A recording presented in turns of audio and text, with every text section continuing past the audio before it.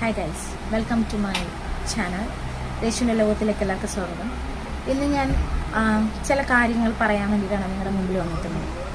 ഇന്ന് എല്ലാവരും വോട്ട് ചെയ്തിട്ടുണ്ടാവും. ചിലവർക്കൊക്കെ വോട്ട് ചെയ്യാൻ പറ്റാണ്ട് തിരിച്ചു പോന്നിട്ടുണ്ടാവും അല്ലേ? കാരണം നമ്മൾ ബൂത്തിൽ ചെല്ലുമ്പോഴാണ് നമ്മുടെ പേര് വോട്ടർ പട്ടികയിൽ ഇല്ല എന്ന് നമ്മൾ മനസ്സിലാക്കുന്നത്.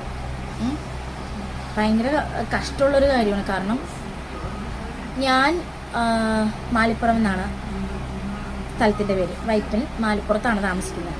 അവിടെ ഇപ്പം താമസമില്ല, ഇപ്പം ബോൾഗാട്ടിയിൽ റെൻറ്റിനാണ് താമസിക്കുന്നത്. ഒരു 2 വർഷമായി അവിടെ നിന്ന് പോകുന്നിട്ട്.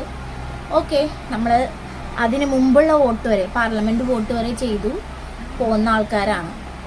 നമ്മളുടെ പേര് ലിസ്റ്റിൽ നിന്ന് വെട്ടണമെന്നുണ്ടെങ്കിൽ നമ്മൾ ജീവിച്ചിരിപ്പുണ്ടോ ഇല്ലേ എന്നുള്ള വെരിഫിക്കേഷൻ നടത്തിയിട്ട് വേണം. അത് ശരിയാണ്, നമ്മൾ തന്നെ ചെയ്യേണ്ടതെന്ന് വിചാരിക്കാം. നമ്മളത് ചെയ്യാതെ വിട്ടത് കൊണ്ടാണ് നമ്മുടെ പേര് പോയേ എന്ന് തന്നെ നമുക്ക് പറയാം. തെറ്റ് അംഗീകരിച്ച് നമുക്ക് കൊടുക്കാം.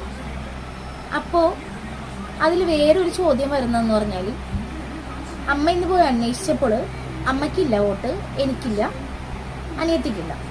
ഓക്കെ, പക്ഷേ ഒരാൾക്കുണ്ട്, എൻ്റെ അച്ഛനുണ്ട്.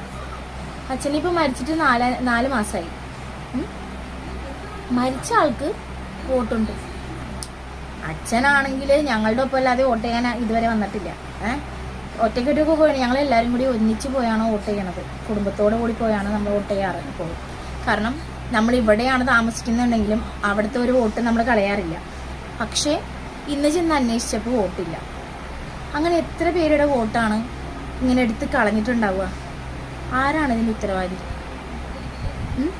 അല്ലെങ്കിൽ കളയുമ്പോൾ ഒരു കുടുംബത്തിൽ മൊത്തം വോട്ട് പോകണം. ഇത് മരിച്ചുപോയ ആൾക്ക് വോട്ടുണ്ട്. അപ്പോൾ ആ വോട്ട് എന്തായാലും അവർക്ക് ചെയ്യാൻ പറ്റില്ല എന്ന് അറിഞ്ഞുകൊണ്ടല്ലേ ആ ഒരു ലിസ്റ്റിൽ ആ ഒരു പേര് മാത്രം വന്നത്? ഇതാരുടെ കളിയാണ്? എന്താണ് ഇവിടെ ഈ കേരളത്തിൽ നടക്കുന്നത്? എന്താണ് ഇവരുടെ ഉദ്ദേശം? ഒന്നും അറിയില്ല. പക്ഷേ നമുക്ക് ചിന്തിക്കണമല്ലോ, നമ്മൾ ചിന്തിക്കണം. നമുക്കൊന്നും ചെയ്യാൻ പറ്റില്ലെങ്കിലും ഇതൊക്കെ നമ്മുടെ മനസ്സിലുണ്ടെന്ന് എങ്കിലും മറ്റുള്ളവർ അറിയണ്ടേ? ഇപ്പോൾ ഞാൻ ഈ പറയുന്ന സെയിം കാര്യങ്ങൾ ഒരുപാട് പേർക്ക് മനസ്സിൽ തോന്നിയിട്ടുണ്ടാവും. പക്ഷെ അതവർ വിളിച്ച് പറയുന്നില്ല. അതിനുള്ള ധൈര്യം അവർക്ക് ഉണ്ടാവുന്നില്ല. അല്ലെങ്കിൽ ആരോട് പറയാൻ, എന്തിനു പറയാൻ? ഇപ്പം ഞാൻ ഈ പറയുന്നത് നിങ്ങളെല്ലാവരും കേൾക്കുന്നു എന്നുള്ളത് നിങ്ങൾക്കൊന്നും ചെയ്യാൻ പറ്റത്തില്ല. പക്ഷേ പറഞ്ഞു, നമ്മൾ മണ്ടന്മാരല്ല.